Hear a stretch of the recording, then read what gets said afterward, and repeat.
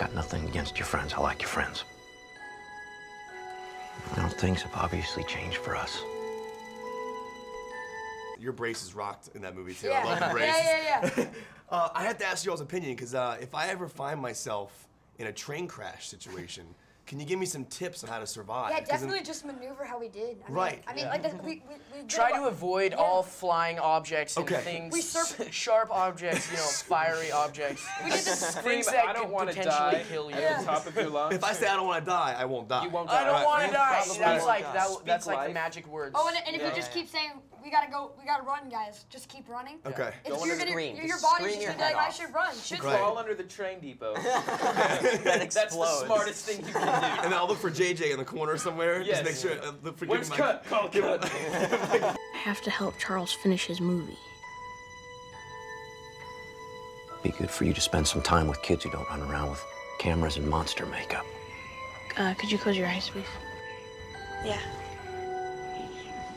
And I told you this earlier, this is the movie that made me excited to want to go to the movies again. Because there's just so much, there's so many, in my opinion, bad films out there that this is the movie that I was like, wow, this is going to make people get in seats again and really experience how movies make them feel. Oh, thank you. What was the one movie in your life growing up that made you feel that way? You know, I think that there are a few that I remember seeing and just feeling kind of profoundly impacted by afterwards.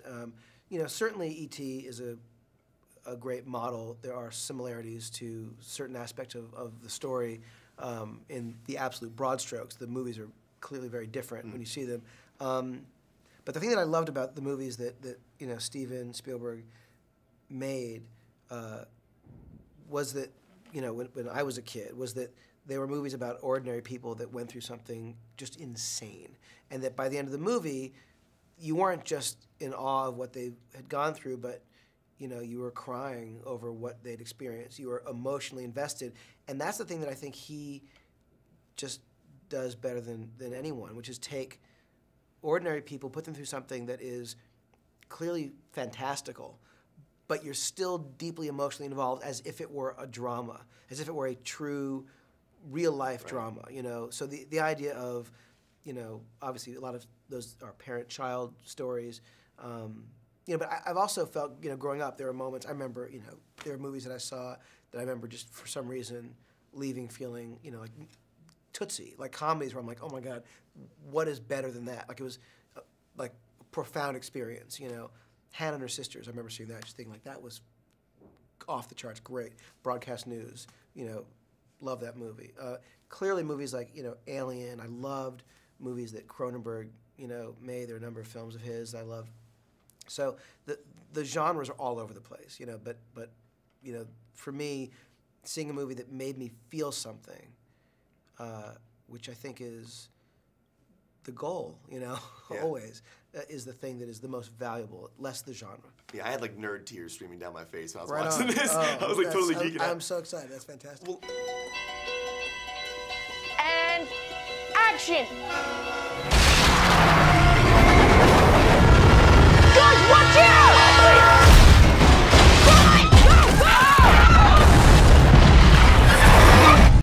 in the film, your character, there's a lot riding on him. Everybody in the town is essentially relying on him for answers. Yeah. That's 12,000 people. Can you equate that to a moment in your real life? Actually, it was 11,465. Oh, I apologize. Excuse me. I apologize. You have to be specific. I know. I should have done my research. I apologize. No, but is there a moment in your real life where you could equate that pressure that your character feels in that moment, where everything is relying on him and every answer? Yeah. It just happened the other day. I was coming out for an audition in Los Angeles. I left in the morning. The night before, at about 7 o'clock, I was feeding the dogs. We have 4 dogs. One dog, the pug, doesn't show up. Right. What happens when the pug doesn't show up? Well, we go and look for the pug. Now it's starting to get dark. That's, what, 3 hours later? So you assume a coyote's gotten the pug.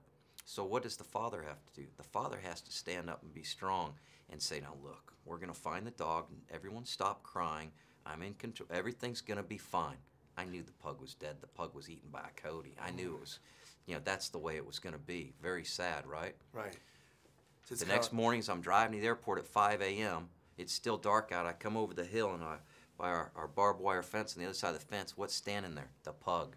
So I got to pick the pug up, take it back home. By 5:15 in the morning, I dropped the pug in the bed with my daughter, who's had the pug for 9 years, and say, here's your dog. The whole time, I always knew we'd find the dog. Truth, I knew the dog was dead. But we got the dog back. Wow. So yeah, absolutely. It's that same pressure where everybody, you have to be the all-knowing person. Absolutely, just like in the movie. Right. Things, people, and dogs start disappearing. Exactly. It's the dog correlation. I got sort of spooked. Yeah, I like that. I thought maybe JJ was playing a trick on me or something. You never know.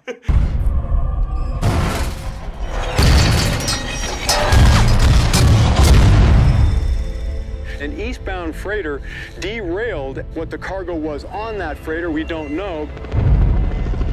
I can't tell anyone. I know. I understand you have concerns about our cargo. Colonel, there isn't anything else that I should know, is there? I can assure you the answer is no. Wow. That train crash absolutely blew me away. And I have to ask you, as an actress though, I mean, like you're trying to make us believe that you're really in danger running from this train crash. Yeah. What do you think about to get in the mindset to make us believe that you're really, Well, nothing was there. It was all green screen. There wasn't, trains flying above us or things blowing up right next to us. It wasn't there. And then when we saw the movie, I mean, we couldn't believe that it worked out that way. And JJ really helped us with that, saying, what the special effects were, a gist of what they were going to look like so we could dodge from whatever or, have our imagination sort of going. We've gotten calls from people who found local dogs, but the calls coming in aren't local. Lucy! It's like they all just ran away. Now, one of the things that I love about your movies are the lens flares. I'm a huge, I'm getting some right now in my glasses. I know. There are a lot of them. No, but I like them though. And I think they really add to the movie. What is, as a director though, what is the mindset? Why do you have them in the film? The truth is that though there are a number of lens flares in Super 8, I actually was desperately trying to control myself. I know that there are, well, you're very kind. There may be more than there should be in places.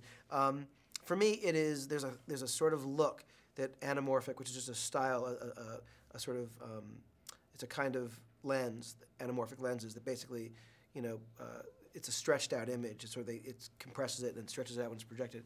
But what it does, it creates a kind of lens flare that's gorgeous.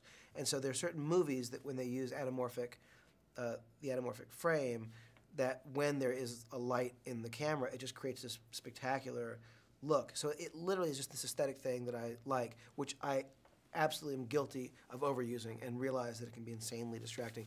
So there are times when I look at it and go, I should have probably held back on the flare there. But I do love the look of it, and it's just light and glass, and it's just this incredible look that for some moments feel appropriate. It felt good on Star Trek, on the ship. I mean, oh, thanks. They felt great there. Well, that was obviously, they had a little more excuse for it in that movie for some reason than this one. But I've got property damage. I've got theft. I've got 9 people missing now. There are things happening around here that I can't explain.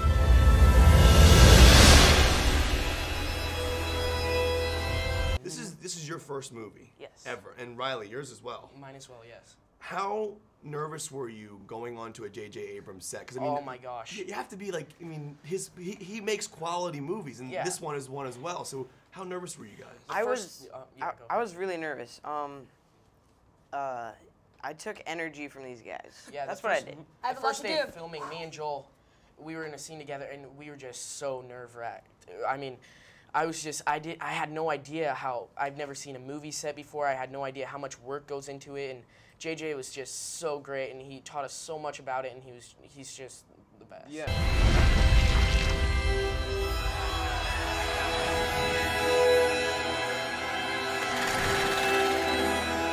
We have to find this thing. I don't feel good about this. I just want to say this, you're working with some very young actors, like first time. Awesome. And this kid Joel, an unbelievable performance from him.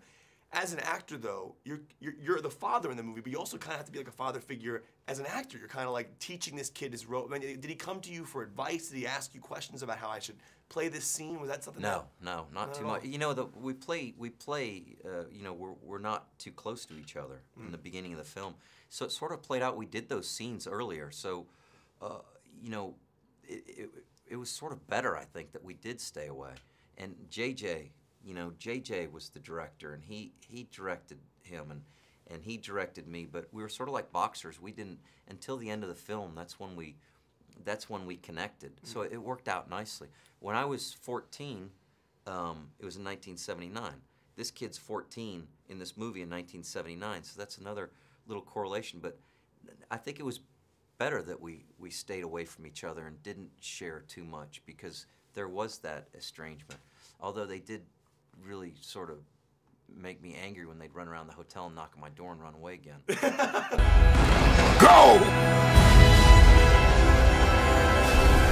I saw it. No one believes me.